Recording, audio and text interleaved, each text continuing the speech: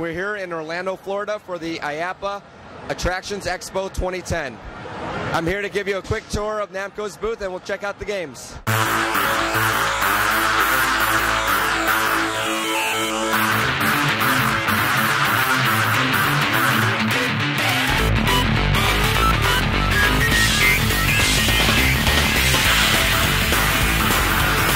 Our first stop of the Namco Booth tour is the much anticipated driver, Dead Heat.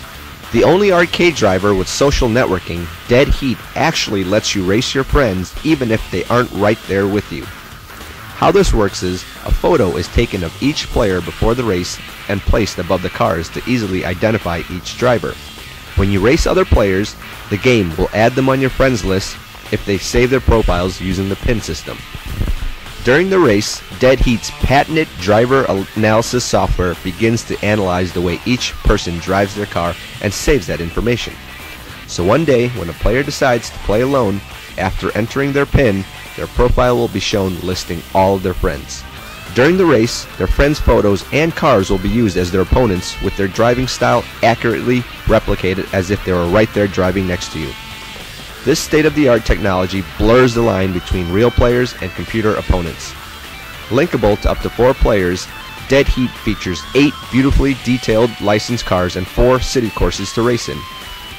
The designers of the game actually drove through each city with a video camera and took several hundred pictures of each city to ensure that each course is as accurate and detailed as possible. Dead Heat was chosen as the title because every race is intensely close and always a dead heat. The software is specially written to make sure every race is close and very competitive. Whether you are a beginner or expert player, every car will be right there in the action. These tight races, along with customization options for your car after each race, encourages players to play over and over again. Pac-Man's Arcade Party. The coin-operated version of Pac-Man's Arcade Party features 12 classic Namco games. The games are Pac-Man, Galaxian, Galaga, Galaga 88, Dig Dug, Bosconian, Rolling Thunder, Mappy, Dragon Spirit, Xevious, Rally X, and Pac-Mania. Cabaret and sit-down cocktail units are available for the home market. Pac-Man Battle Royale is the first 4-player competitive Pac-Man arcade game. The concept is simple. Eliminate your opponents by eating them, and the last Pac-Man standing wins the round. When players eat a power pellet, they power up by doubling in size and increasing in speed. Once powered up, they are now able to eat non-powered up players. Players of the same size simply bounce off each other. Eating a piece of fruit or all the pellets reset the maze. The game is simple, competitive, and highly addictive. It's time to take the action to the high seas with Dead Storm Pirates. Always a crowd favorite at the trade shows, the game features stunning graphics displayed on a 54-inch LCD monitor with players using both a recoiling gun and a steering wheel. The game has 4 selectable stages in which players can choose which order they wish to play them in. After completing all 4 stages, a bonus 5th stage becomes available. All throughout the game, players battle enemies with their guns or sink ships with their cannons. They also navigate through treacherous waters and tunnels with the steering wheel. Working together is encouraged as players shooting the same target creates a more powerful shot. Another great feature for multiple players is that when one player continues in the game, it actually extends the life of the other. This ensures that both players get to play together longer. Our next stop is Robo Wrestle. This is a prototype game being developed with robotic amusements. Players use a joystick and a few buttons to remotely control the robots to battle with each other. The robots score points as it tries to tip the other one over. The amount of points depends on how much the robot tips over. The most points coming from a turtle when the opponent flips over completely. When this happens, the robots separate and the overturned robot will right itself on its own. When the battle completes, a winner is announced, with the winner doing a victory dance.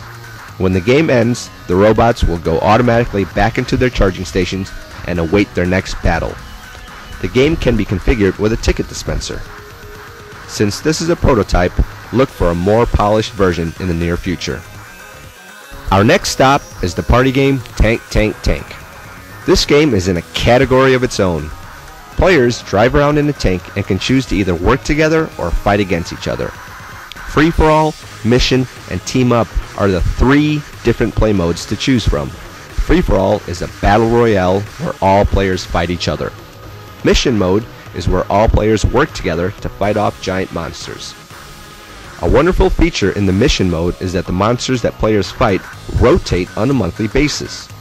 1 month can be spent battling spiders and a giant red dragon, while the next can have players going up against B-bots and a robotic octopus.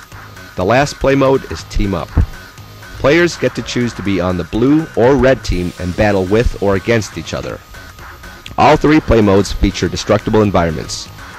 This means every building or vehicle can be destroyed. Tank Tank Tank uses a force feedback system on both the seat and the steering wheel. Each of the 7 weapons in the game has its own unique force feedback. From machine guns to rocket launchers, each shot fired will feel differently. Using the NamCam, players' photos are taken before the battle begins to identify each player. With the ability to choose from an assortment of photo frames, half the fun is choosing your frame and seeing what others have chosen. Tank Tank Tank can be linked for 4 players and is definitely a game that is fun for the whole family. Raising Storm. This slimmed-down version of the popular original Raising Storm arcade shooter shows off its amazing graphics on a 42-inch LCD screen and uses the same action pedal system as the deluxe version. The enemy reacts differently in every game as you annihilate the destructible environments with several devastating weapons. Smaller in size, this unit was designed to fit in more locations. Look for Raising Storm in an arcade near you. And now we have the Slot Car Hybrid Go-Go Grand Prix by GameWax. This unique game has all of the excitement and action of slot car racing, and the cars don't come off the tracks. If players approach a turn too quickly, instead of coming off the tracks like traditional slot car racing, the cars will pause momentarily and a vibration is felt in the hand controller. This alerts the player to let up on the trigger a bit to slow the car down when approaching tight turns. The game features a large 42-inch monitor that not only displays real-time statistics, but live video of all 4 players from the built-in camera. The game can be configured to dispense tickets as well as a tournament mode. Settings can also be adjusted so there will always be a close race even if it includes both novice and advanced players. A must for every game room that uses tickets is Jumpin' Jackpot. This virtual jump rope game is very simple to play. Jump over the lights and the speed increases the farther you get along. The farther you get along, the more tickets you win. Looking at the prize merchandising machines, we start off with Barber Cut Light. This game has been one of the top earning merchandising games for 2 years. In almost all of its locations, it has been the #1 merchandiser. Up to 6 prizes hang from strings in the machine. Using 2 buttons, players position the scissors to cut the string. If positioned correctly, the scissors will cut the string and drop the prize into the prize bin. The game is simple to play, but very difficult to master.